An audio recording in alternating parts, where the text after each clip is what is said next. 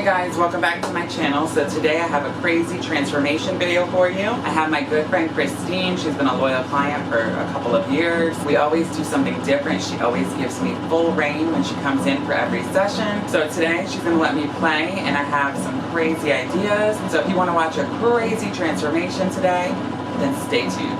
Hey guys, so I'm back with yet another blonding video for you guys today. Christine, my client, has some regrowth as well as some brassy-ish spots and spots that are very silvery from using the Finola No Yellow shampoo. Today we are going to touch up her regrowth, add a little depth at the base with a paint between and a Lowlight. I really am loving warm blondes lately and I feel like warming her color up a little will complement her skin during these summer months. I am using Oxycur with 20 volume and a 16th ounce of Olaplex. For her Lowlight, I'm using Colorance 7N with a little bit of 7G, so it fills it. I just want to add a little bit more dimension. And my paint between formula is Joico Lumishine 6N with a little bit of 6N WB because I need to fill that blonde. I want to add depth, but I want to keep it nice and blended in a look that pulls everything together. She is a natural level 3-4, and I don't want to add anything that dark because it will cause too much contrast. Her hair is stubborn, so I will be doing my very teeny tiny baby lights. When I do my Lowlights, I weave them fine and keep them very small as well because if they are bigger, they will look chunky. Nothing against chunkiness. That's great if that's the look you are trying to achieve, but that's not my style.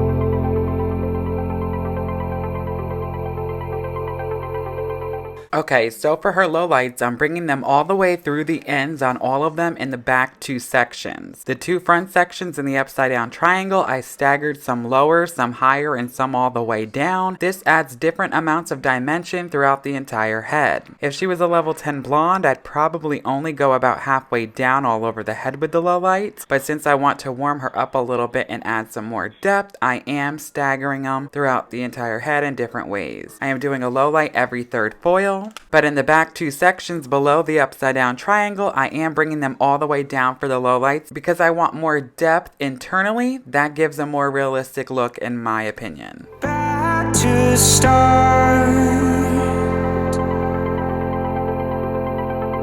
I don't know where to go.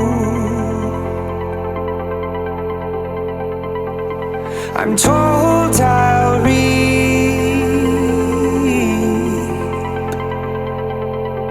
all of what I sow. So after I finished each section, I went between every foil and did the paint between, bringing it down between 2 to 3 inches. I went through and teased out all of her dropouts afterwards to kick out any old lowlights, remaining brass, or even the silvery tones from the purple shampoo. These mistakes have no one else to blame. Said I could feel it when you left me here.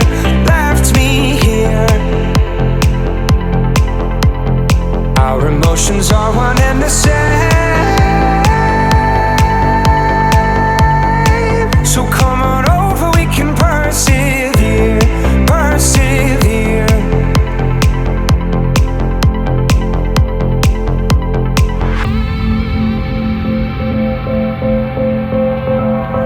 So come on over, we can persevere.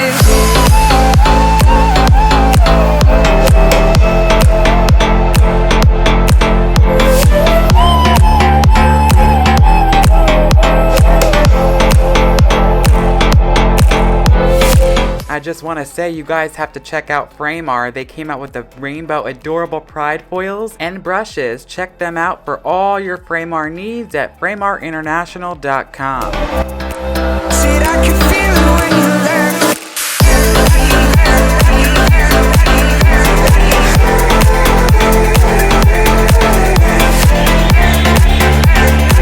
Quickly rolling into the root smudge, I am using Redken Shades EQ 6N, 6NA and letting it process for about 15 minutes. After that 15, I'll bring her over to the bowl and do the all over toner. When doing this, I left the root smudge on and worked both toners together for a seamless blend.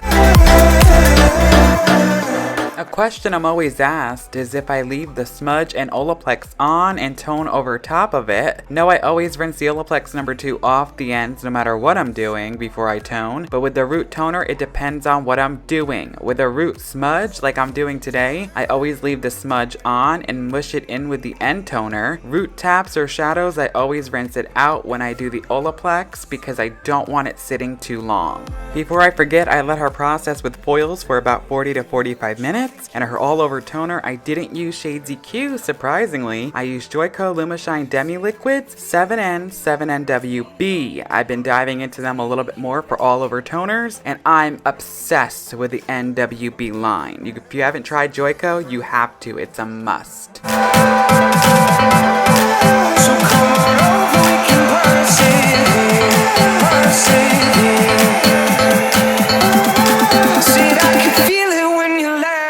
If you've been following my journey and supporting me for quite some time, you'll know I always used to use Lumishine for my root toning and Shades EQ for all over toning, but I've really been loving Shades EQ's translucent look for the root area. If you guys haven't tried Shades EQ or Lumishine, you better get on it. I'm told I'll reap all of what I sow. Alright guys, that's gonna do it for yet another video. Is now in the history books. Like, share, subscribe, leave video ideas and constructive criticism down below yonder in the comment section. Until next time, so long for now. These mistakes have no one else to blame. Said I could feel it when you left me here, left me here. Our emotions are one and the same.